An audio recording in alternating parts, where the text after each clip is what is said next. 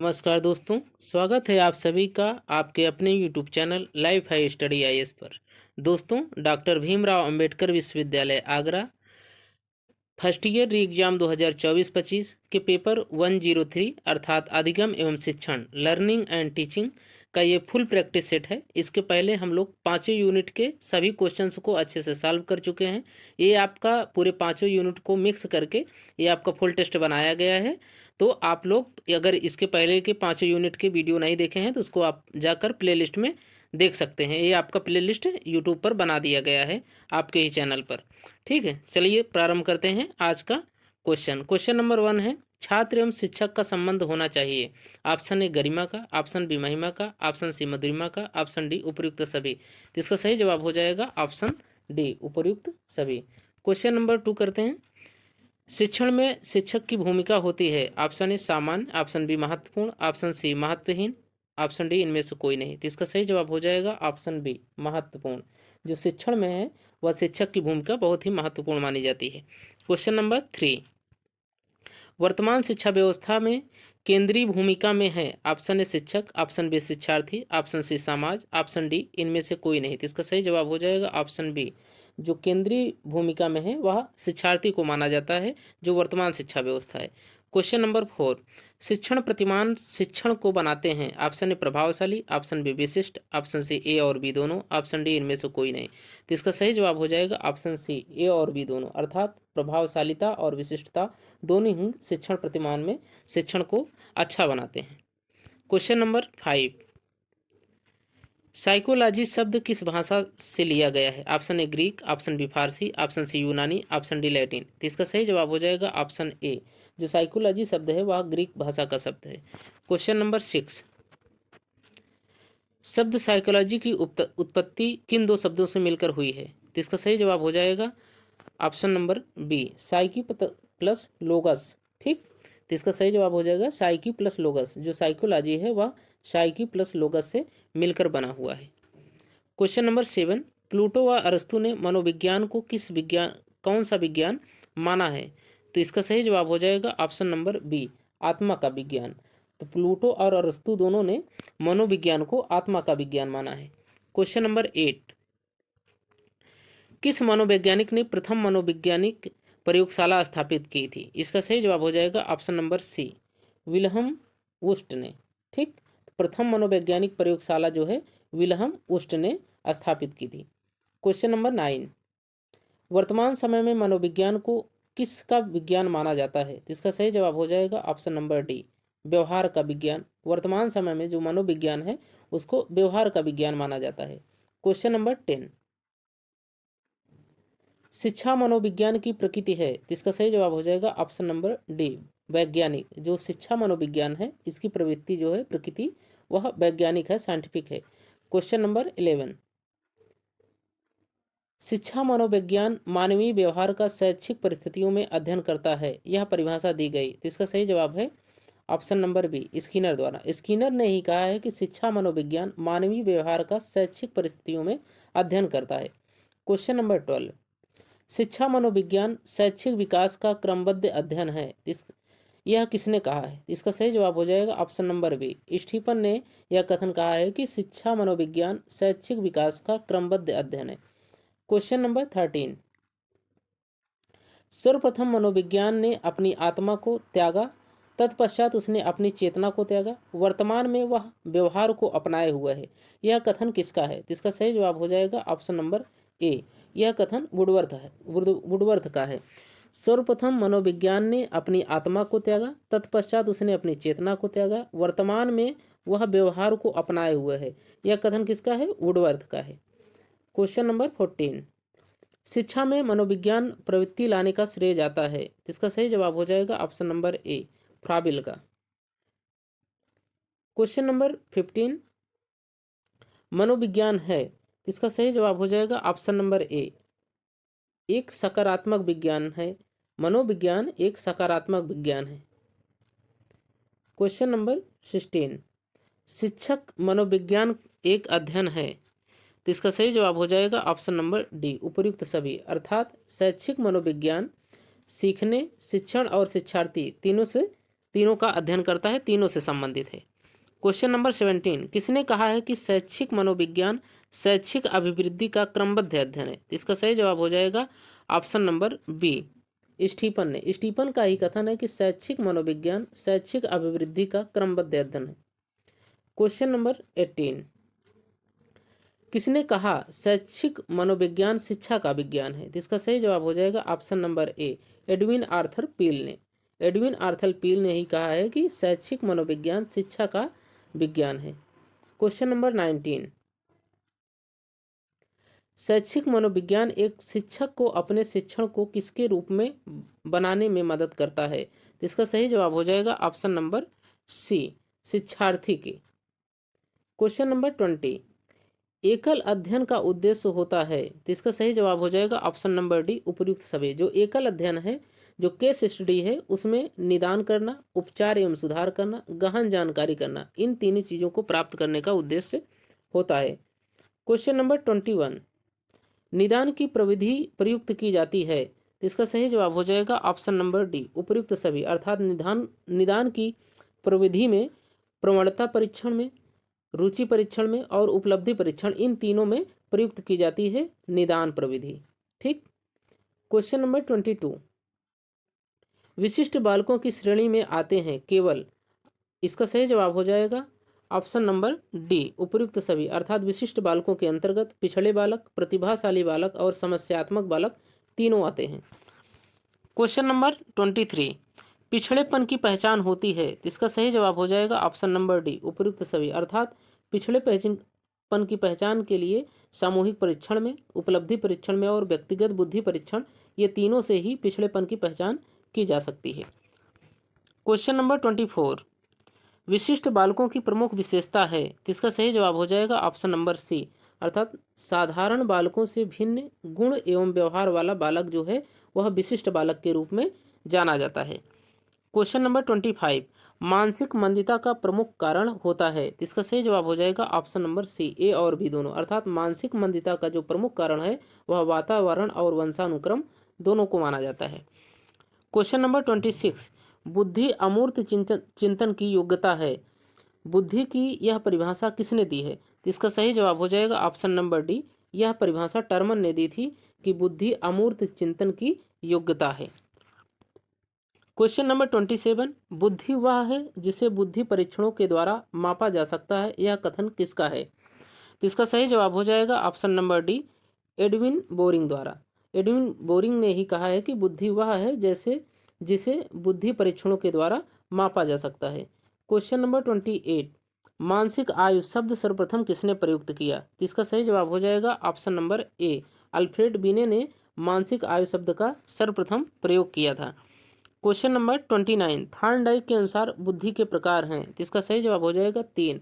Thorndike ने बुद्धि के 3 प्रकार बताए हैं।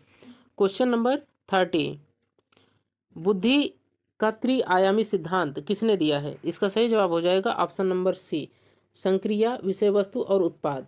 जो बुद्धि का त्रिआयामी सिद्धांत है वह है संक्रिया, विषय वस्तु और उत्पाद। क्वेश्चन नंबर 31, बुद्धि का बहुकारक सिद्धांत किसने दिया? तो इसका सही जवाब हो जाएगा ऑप्शन नंबर ए, जो बुद्धि का बहुकारक सिद्धांत है वह थार्नडाइक द्वारा दिया गया था।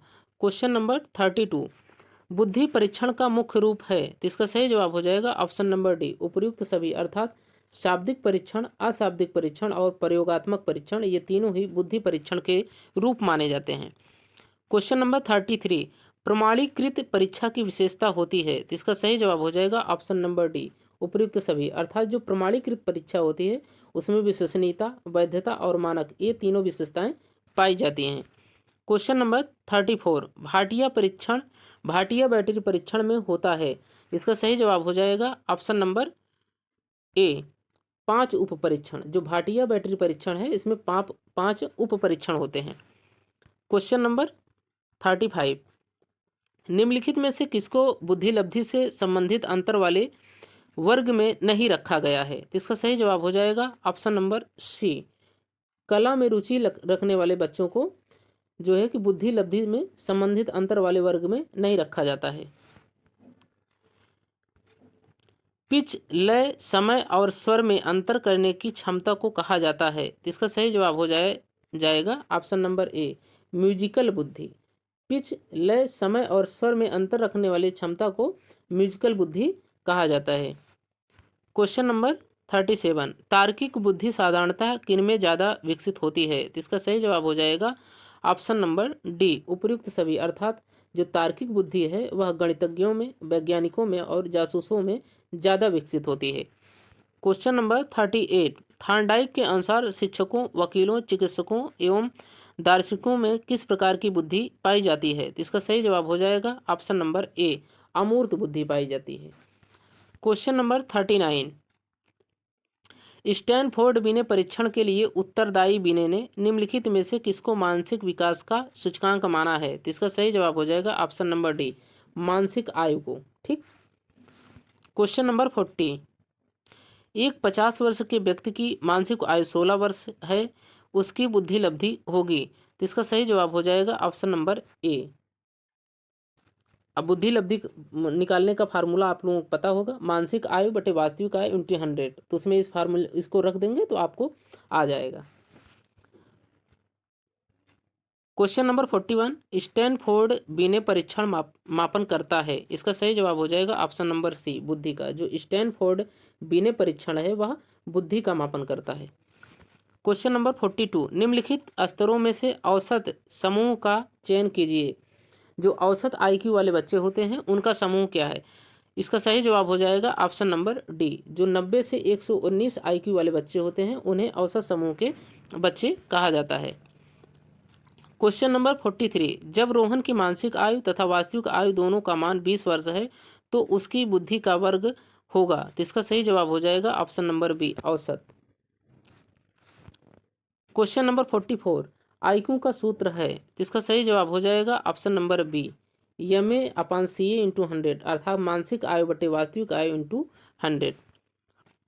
क्वेश्चन नंबर 45, सृजनात्मक लोग होते हैं। तो इसका सही जवाब हो जाएगा ऑप्शन नंबर सी, ए और बी दोनों। अर्थात सृजनात्मक लोग सकारात्मक गुणों वाले होते हैं और नकारात्मक गुणों वाले होते हैं, ये दोनों प्रकार के होते हैं। क्वेश्चन नंबर 46, सृजनशीलता का मुख्य घटक क्या है? तो इसका सही जवाब हो जाएगा ऑप्शन नंबर बी, जो सृजनशीलता का मुख्य घटक है वह मौलिकता है। क्वेश्चन नंबर 47, जनरल साइकोलॉजी पुस्तक के लेखक हैं। तो इसका सही जवाब हो जाएगा ऑप्शन नंबर बी, गैरेट द्वारा जनरल साइकोलॉजी नामक पुस्तक को लिखा गया है। Question number 48, dictionary of education पुस्तक के लेखक हैं। तो इसका सही जवाब हो जाएगा option number A, CB would द्वारा जो है डिक्शनरी ऑफ एजुकेशन नामक पुस्तक लिखी गई है। क्वेश्चन नंबर 49, सोशल लिविंग पुस्तक के लेखक कौन है? तो इसका सही जवाब हो जाएगा ऑप्शन बी, लैंडिस और Landis. Question number 50, theory of learning पुस्तक के लेखक कौन है? तो इसका सही जवाब हो जाएगा ऑप्शन नंबर सी, हिलगार्ड द्वारा जो है थ्योरी ऑफ लर्निंग नामक पुस्तक को लिखा गया है। Question number 51, learning theories for teachers पुस्तक के लेखक हैं। तो इसका सही जवाब हो जाएगा option number C, Morris L Bigge. Question number 52, action research पुस्तक के लेखक हैं। तो इसका सही जवाब हो जाएगा स्टीफन कोरे। इनकी जो एक्शन रिसर्च पुस्तक है इसका पूरा नाम भी आप लोग ध्यान रख लीजिए। तो इसका पूरा नाम है action research to improve school practices. ठीक, तो ये जो है स्टीफन M कोरे द्वारा लिखी गई है। Question number 53, introduction to psychology पुस्तक के लेखक हैं। तो इसका सही जवाब हो जाएगा ऑप्शन नंबर सी, जेम्स द्वारा जो है इंट्रोडक्शन टू साइकोलॉजी नामक पुस्तक को लिखा गया है। क्वेश्चन नंबर 54, इंट्रोडक्शन साइकोलॉजी पुस्तक के लेखक हैं। तो इसका सही जवाब हो जाएगा ऑप्शन नंबर ए, जो गिलफर्ड हैं इनके द्वारा इंट्रोडक्शन ऑफ साइकोलॉजी पुस्तक को लिखा गया है। क्वेश्चन नंबर 55, सामाजिक प्रेरक होते हैं। तो इसका सही जवाब हो जाएगा ऑप्शन नंबर बी, जो सांस्कृतिक निर्मित होते हैं तो वो सामाजिक प्रेरक माने जाते हैं। क्वेश्चन नंबर 56, जन्मजात अभिप्रेरक हैं। तो इसका सही जवाब हो जाएगा ऑप्शन नंबर ए, जो जन्मजात प्रेरक होते हैं वो 3 प्रकार के होते हैं। क्वेश्चन नंबर 57, कौन जन्मजात अभिप्रेरक नहीं है? तो इसका सही जवाब हो जाएगा ऑप्शन नंबर सी, जो आदत है ये जन्मजात अभिप्रेरक नहीं होती, जबकि भूख, प्यास, काम और निद्रा ये तीनों जो है जन्मजात अभिप्रेरक रूप में माने जाते हैं। क्वेश्चन नंबर 58, अभिप्रेरणा कार्य को आरंभ करने, जारी रखने और नियमित करने की प्रक्रिया है। तो इसका सही जवाब हो जाएगा ऑप्शन नंबर सी, यह कथन गुड का है। अभिप्रेरणा कार्य को आरंभ करने, जारी रखने और नियमित करने की प्रक्रिया है, यह कथन गुड महोदय का है। क्वेश्चन नंबर 59, किसने कहा है कि अभिप्रेरणा छात्र में रुचि उत्पन्न करने की कला है। इसका सही जवाब हो जाएगा ऑप्शन नंबर ए, यह कथन थॉमसन महोदय का है। क्वेश्चन नंबर 60, अभिप्रेरणा सीखने के लिए राजमार्ग है, किसने कहा है। तो इसका सही जवाब हो जाएगा ऑप्शन नंबर ए, यह कथन स्किनर महोदय का है। स्किनर ने ही कहा है कि अभिप्रेरणा सीखने के लिए राजमार्ग है।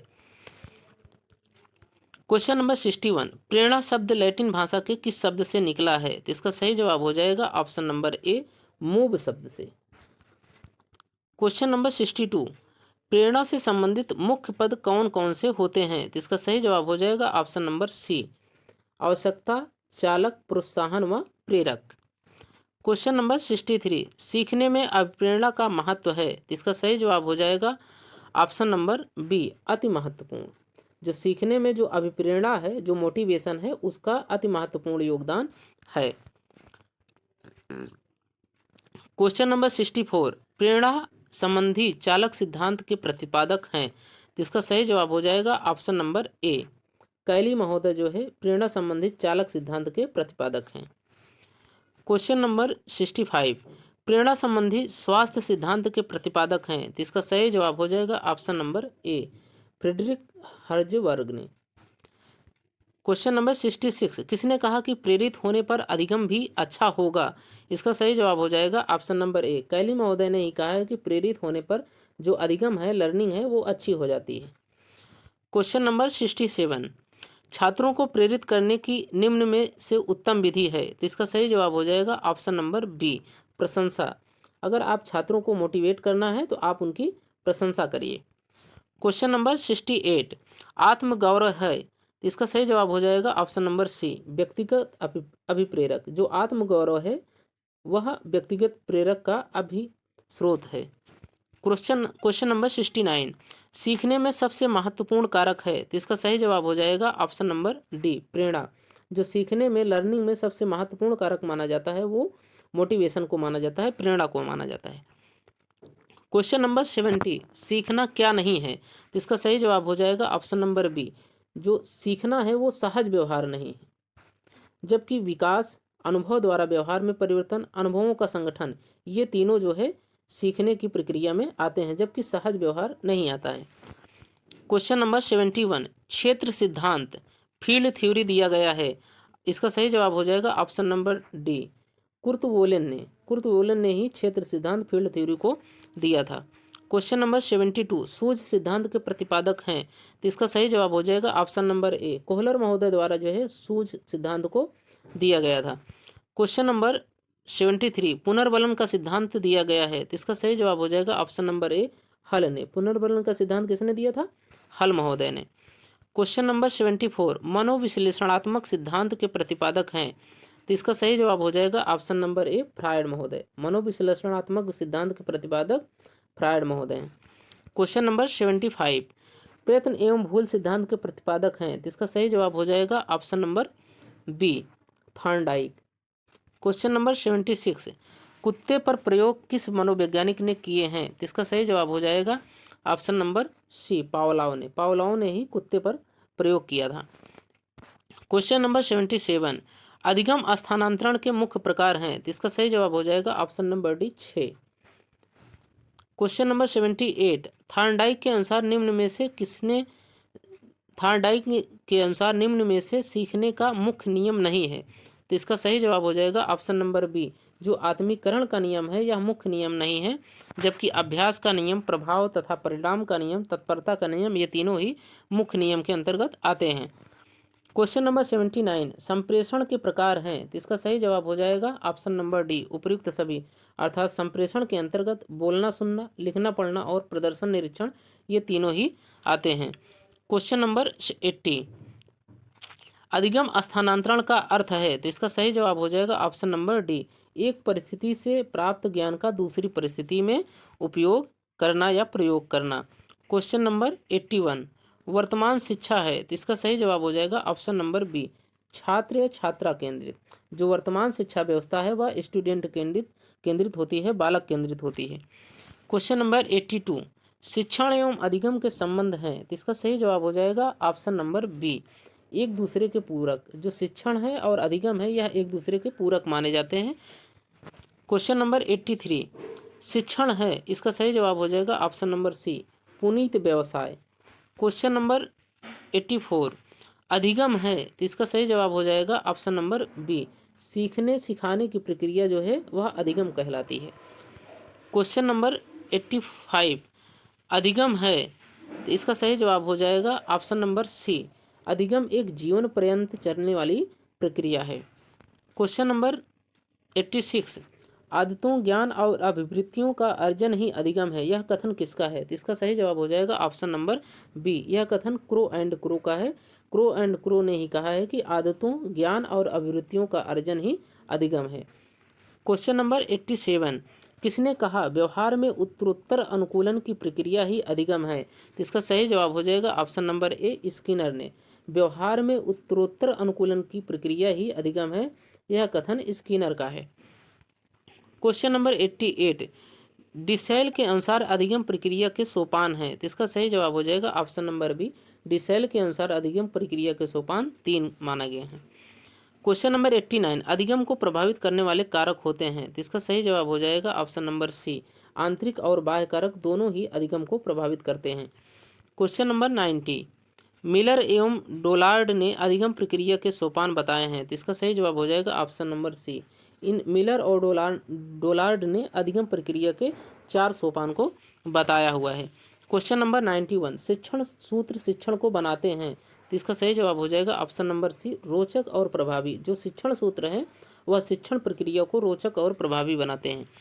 क्वेश्चन नंबर 92, शिक्षण सूत्र उन तरीकों को बताते हैं जिससे यह आशा की जाती है कि शिक्षण सूत्र उन तरीकों को बताते हैं जिससे यह आशा की जाती है कि सिद्धांत प्रयोग में सहायक होंगे, तो यह कथन किसका है, तो इसका सही जवाब हो जाएगा ऑप्शन नंबर सी, हगल महोदय का ही यह कथन है। क्वेश्चन नंबर 93, शिक्षण सूत्र सरल से जटिल की ओर का सर्वप्रथम किसने प्रयोग किया, तो इसका सही जवाब हो जाएगा ऑप्शन नंबर सी, हर्बर्ट ने सरल से जटिल की ओर जो शिक्षण सूत्र है इसका प्रयोग सबसे पहले किया था।